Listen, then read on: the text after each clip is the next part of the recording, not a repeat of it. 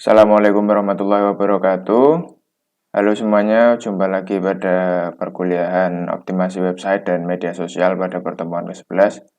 Kali ini kita akan membahas mengenai metrik pengukuran. Jadi, setelah kita memahami bagaimana cara membuat konten yang baik, lalu kita akan biasanya mulai harus mengukur beberapa metrik. Jadi, setiap entitas bisnis atau organisasi punya tujuan tertentu dalam melakukan upaya SEO. Tujuannya itu bisa jadi membangun kesadaran publik atas sebuah merek atau yang biasa disebut brand awareness, atau bisa jadi tujuannya adalah meningkatkan interaksi dengan pengguna atau biasa disebut engagement, di mana itu semua ujung-ujungnya adalah meningkatkan jumlah penggunaan produk atau jasa serta volume penjualan ya, atau sales. Jadi ujung-ujungnya adalah transaksi penjualan. Ya, itu juga tergantung masing-masing perusahaan. Jika perusahaannya adalah menjual jasa atau produk, biasanya tujuan utamanya adalah penjualan. Tapi bisa jadi hanya berhenti pada engagement, misalnya sebuah lembaga non-profit atau website personal. Nah, masing-masing tujuan di atas memiliki indikator tersendiri untuk mengukur pencapaiannya. Nah, spesialis SEO dan pemilik bisnis perlu memiliki indikator kinerja kuantitatif untuk melihat sejauh mana upaya-upaya SEO yang sudah dilakukan. Apakah bekerja sesuai target? Di indikator tersebut biasanya berupa angka-angka, misalnya jumlah pengunjung website, atau berapa kali website kita muncul pada halaman pencarian Google. Untuk menghasilkan angka-angka seperti jumlah kunjungan misalnya, kita membutuhkan peralatan yang biasa disebut peralatan analitik. Nah, peralatan ini berfungsi untuk memberitahu kinerja website kita lewat data-data yang dihasilkan dari alat tersebut secara otomatis. Alat ini akan melacak aktivitas-aktivitas interaksi antara website dengan pengguna dan juga mesin pencari. Semua aktivitas dicatat menjadi data dan ditampilkan dalam bentuk laporan. Biasanya sudah disediakan ada juga yang bentuknya grafis-grafis. Nah, kita kemudian bisa mengolah data-data tersebut menjadi informasi yang berguna untuk membantu kita dalam meningkatkan kualitas website secara terus-menerus sesuai tujuan kita tadi. Nah, tanpa alat tersebut akan sulit untuk mengetahui bagaimana kinerja website kita di internet. Jadi sebenarnya ada sangat banyak peralatan untuk mengukur kinerja website, tapi pada pertemuan kali ini saya akan sampaikan sedikit saja yang sering digunakan. Yang pertama, Google Lighthouse.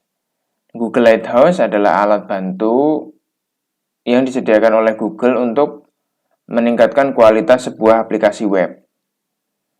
Google Lighthouse ini bisa dijalankan sebagai ekstensi Chrome atau sekarang malah sudah menjadi bawaan browser Google Chrome atau melalui website yang ada di Google. Nanti kita coba lihat. Di website tersebut nantinya kita bisa memasukkan sebuah URL yang ingin diaudit. Jadi istilahnya untuk mengecek itu atau melakukan pengujian menggunakan Google Lighthouse itu diaudit. Lalu Google Lighthouse akan menjalankan serangkaian pengujian terhadap halaman tersebut. Setelah itu, dia akan menghasilkan sebuah laporan mengenai seberapa baik halaman itu menjalankan pengujiannya.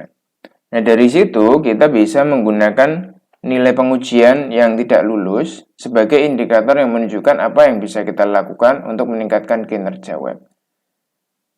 Intinya kita bisa melihat seberapa baik kinerja situs web, kemudian mendapatkan tips untuk meningkatkan pengalaman pengguna pada website kita.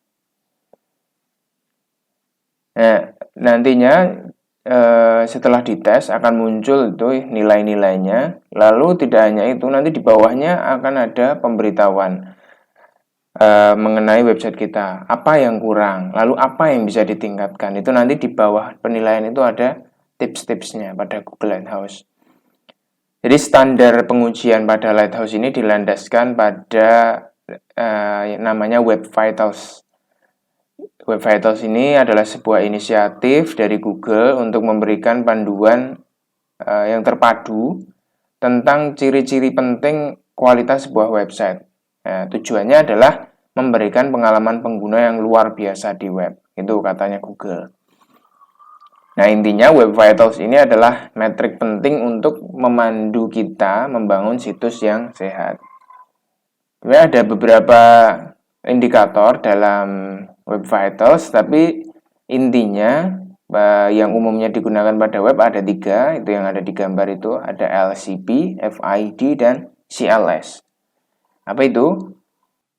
Jadi yang pertama, Largest Contentful Paint, itu mengukur kinerja pemuatan atau loading sebuah halaman, yaitu seberapa lama waktu yang dibutuhkan untuk merender gambar atau blok teks yang terbesar yang terlihat dalam area pandang relatif terhadap saat halaman pertama kali dimuat. Jadi kita tahu bahwa sebuah halaman website itu kan terdiri dari teks-teks HTML. Ya, itu awalnya itu teks HTML, kemudian dirender menjadi gambar-gambar atau ada teks di dalamnya. Nah, ini seberapa lama waktu yang dibutuhkan sejak pertama kali kita mengeklik sebuah URL sampai itu bisa dilihat. Nah, untuk memberikan pengalaman pengguna yang baik, LCP seharusnya tidak lebih dari 2,5 detik sejak pertama kali halaman website dimuat. Di pengalaman pengguna, jika itu masih di bawah 2,5 detik waktu loadingnya itu masih aman. Tapi kalau di atas itu biasanya pengguna akan mulai bertanya-tanya apa yang terjadi dengan website ini, apakah ini benar-benar bisa dibuka atau tidak. Ya, itu yang terjadi pada pengguna. Kemudian indikator yang kedua yaitu First Input Delay atau FID. Indikator ini atau metrik ini mengukur interaktivitas, yaitu waktu dari saat pengguna pertama kali berinteraksi dengan halaman, atau saat mereka mengeklik tautan, atau mengetuk tombol, atau menggunakan kontrol khusus.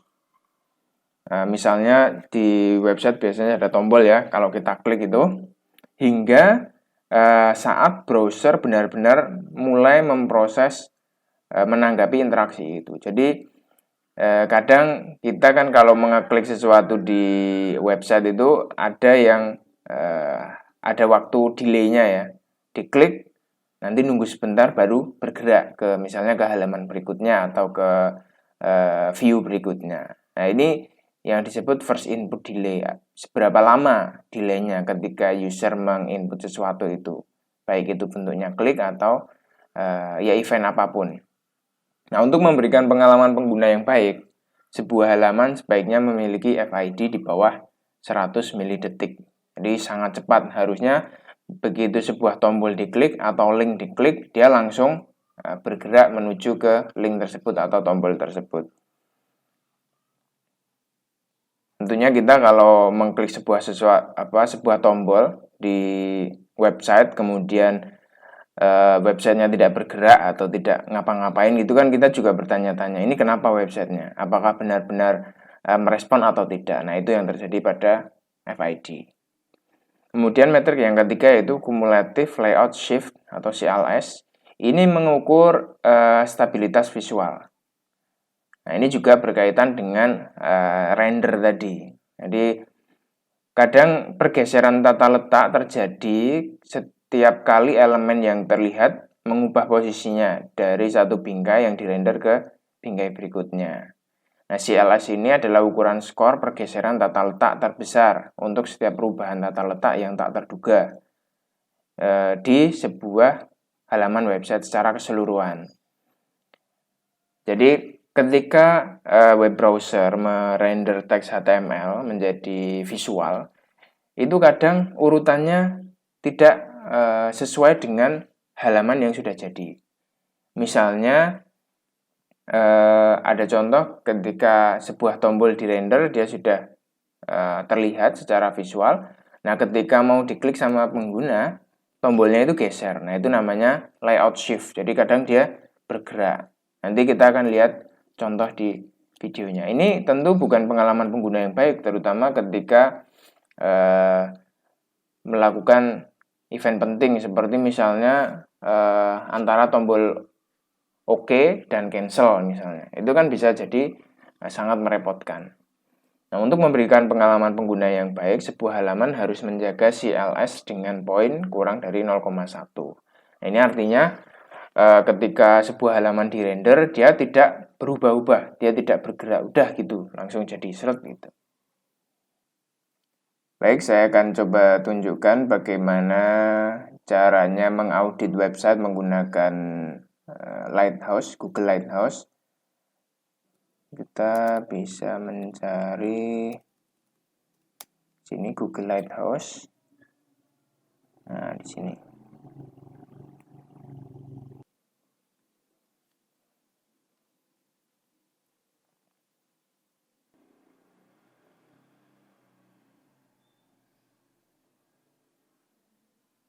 Nah, ini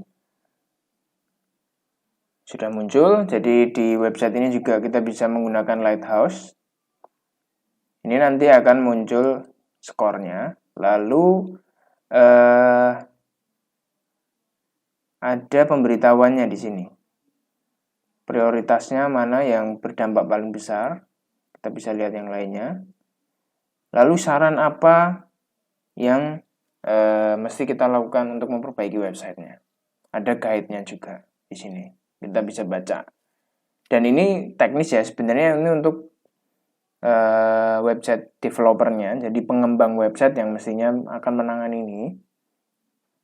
Tapi kita sebagai seseorang yang memahami SEO, nanti kita akan berkolaborasi. Karena di sini ada juga SEO-nya juga. Oke, lalu tools selanjutnya yaitu Google Search Console. Pada SEO, kita mengandalkan mesin pencari sebagai sumber traffic utama kunjungan website.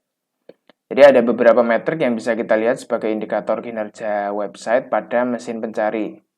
Nah, Search Console ini adalah alat gratis dari Google yang berfungsi untuk membantu kita dalam memonitor performa website di halaman pencarian Google. Jadi ini pencarian organik ya. Nah, ini juga bisa membantu kita memperbaiki masalah pada website yang berkaitan dengan pengindeksan dan membuat situs tampil di hasil Google Search pada pertama kali saat kita menginput sitemap. Nah, ada beberapa fitur yang ditawarkan oleh Google Search Console yang sering digunakan yaitu ya, Submit Sitemap. Ini memberitahu Google mengenai website kita dan apa saja isinya supaya diindeks oleh bot. Kemudian yang kedua, melihat data jumlah impression, klik, dan CTR atau click-through rate. Kemudian melihat laporan broken link atau link yang rusak dalam website kita. Lalu melihat laporan mobile usability atau bagaimana website kita digunakan pada perangkat mobile, nanti itu juga bisa dilaporkan. Kemudian ada juga laporan mengenai kata kunci apa saja yang mengarahkan kunjungan dari halaman pencarian Google ke website kita. Dan juga kata kunci apa yang paling banyak menghasilkan klik pada website kita. Pada Search Console ini, kita akan menemui beberapa istilah yang sering muncul. Yang pertama, impression. Nah, impression ini adalah angka yang menunjukkan seberapa banyak halaman-halaman website kita tampil pada pencarian Google. Yang kedua, klik. Nah, klik ini adalah jumlah klik atau ya ini memberitahu kita kunjungannya yang diterima oleh halaman-halaman website kita dari pencarian di Google. Lalu yang ketiga ada click-through rate atau CTR, itu rasio antara impresi tadi, frekuensi halaman tampil di pencarian Google, seberapa banyak halaman pencarian Google dibanding dengan jumlah klik yang diterima. Jadi misalnya website kita tampil 100 kali di halaman pencarian Google, dan dari 100 kali pencarian itu ternyata ada user yang mengeklik 3 kali, maka CTR-nya adalah 3%.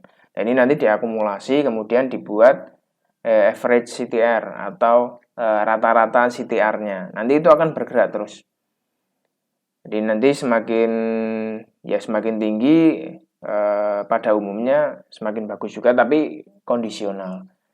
Rata-rata menurut survei yang sekarang itu di angka 4, mungkin 4 atau 5% itu sudah rata-rata, sudah bagus.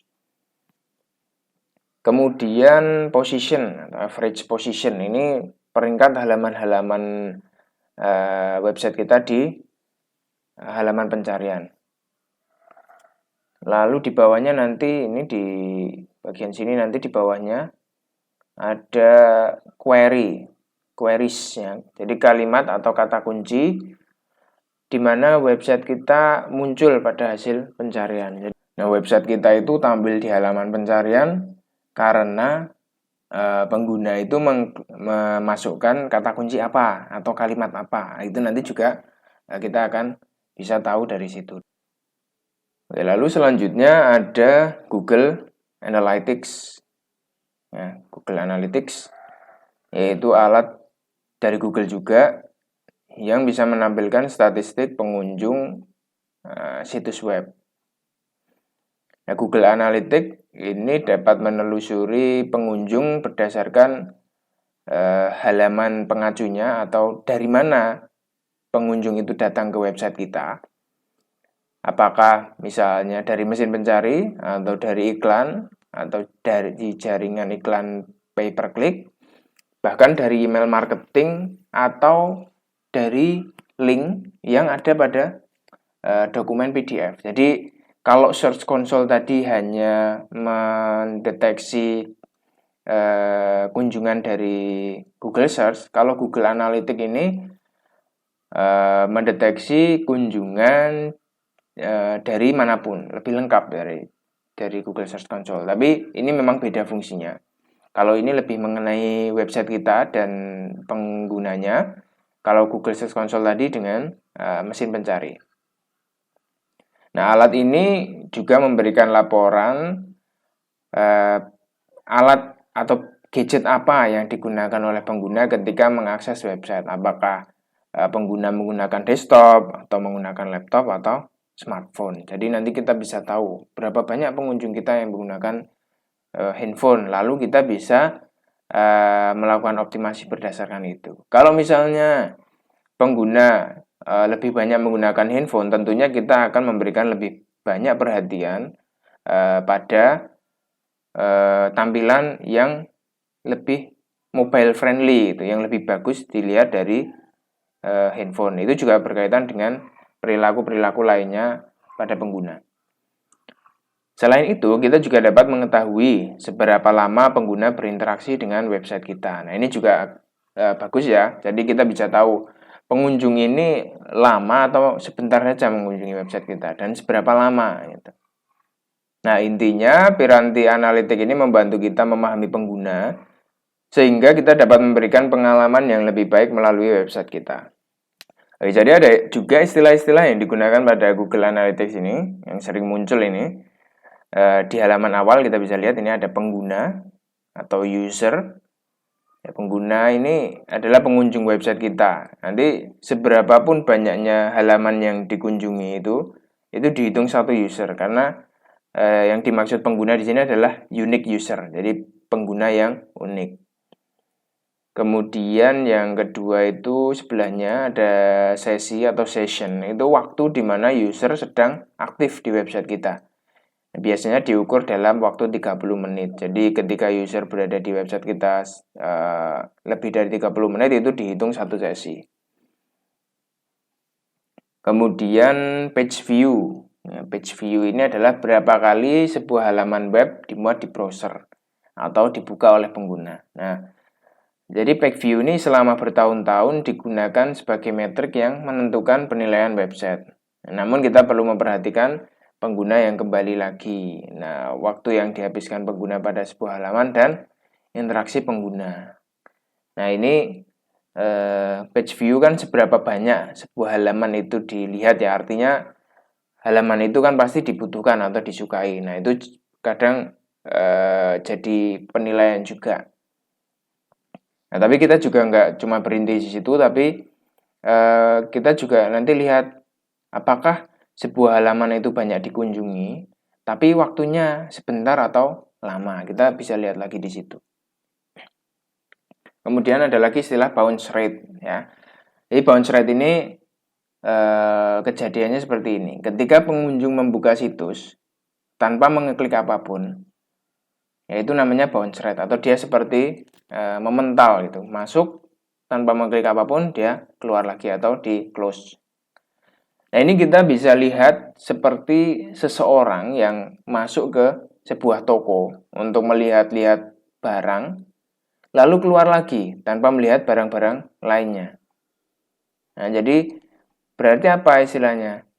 Nah, itu bisa terjadi karena pengguna tidak menemukan konten lain yang baik di website kita. Nah, atau website kita mungkin saja memiliki navigasi yang tidak baik sehingga pengguna tidak dapat menemukan konten lain yang mereka inginkan. Lalu mereka memutuskan untuk keluar aja gitu, cari konten yang lain di website lain, misalnya begitu. Ya, secara umum, semakin tinggi bounce rate itu sebenarnya tidak baik.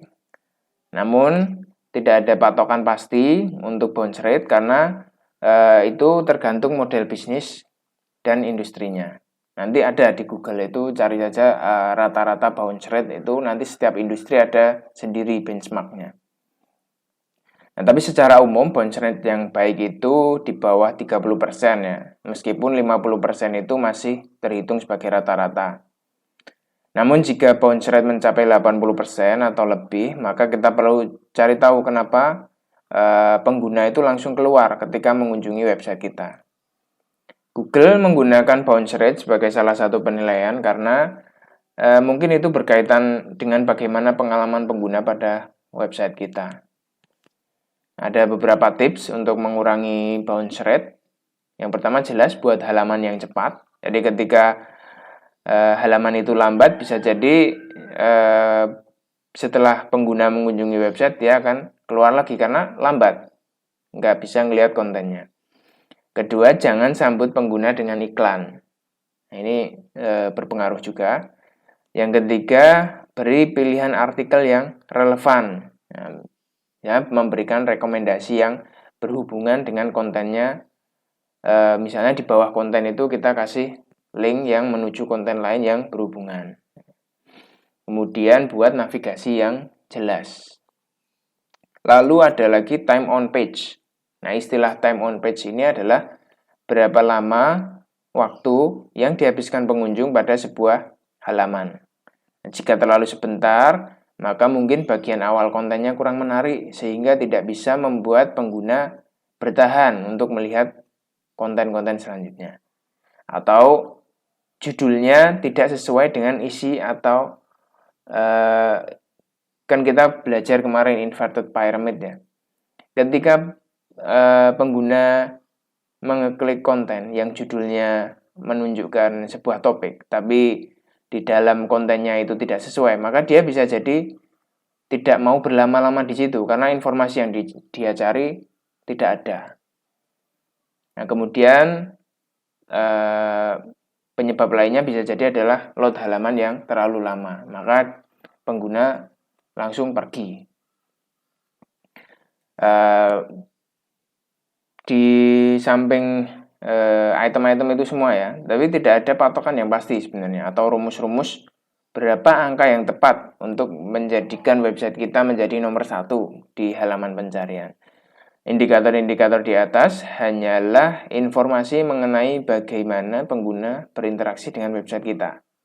Nah, ukuran keberhasilan sebuah website itu tergantung pada tujuan masing-masing organisasi atau masing-masing bisnis. Nah, intinya selaraskan metrik pengukuran dengan tujuan website yang kita buat. Baik, itu saja pada pertemuan kali ini. Terima kasih. Assalamualaikum warahmatullahi wabarakatuh.